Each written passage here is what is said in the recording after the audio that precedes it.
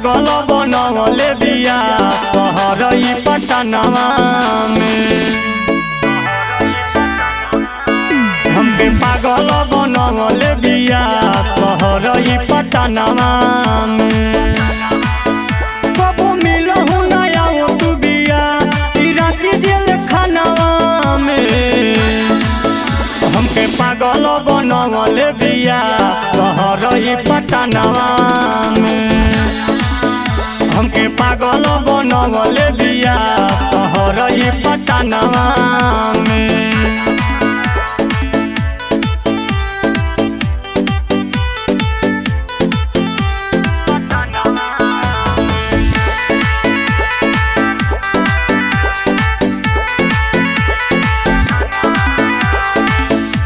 बचपन के प्यार तू तो दिहलू भुलाई।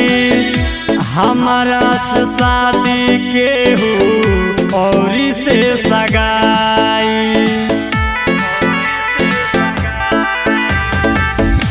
बचपन के प्यार तू तो दिहलू भुलाई।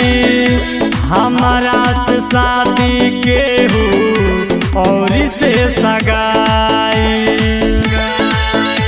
तू राजा घरे रहबू तू रानी बन के। जान हमारो परानी बन के। हमके जहर खियवले बिया शहर पटनवा में। हमके पागल बनवले बिया शहर पटनवा में।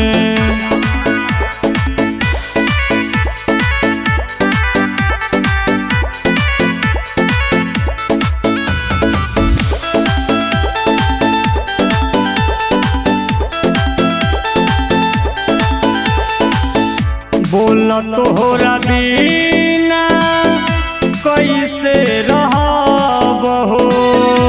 दिलवा के बतिया कैसे कहब हो। बोल तोहरा बिना कैसे रहब हो। दिलवा के बतिया कैसे कहब हो। प्यार के गोरी तू बदल तारू आज हो। दूसरा के हाथ धके चल तारू आज हो।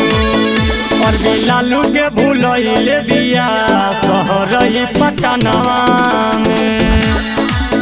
हमके पागल बनवले बिया शहर पटनवा में। अरे जोरे।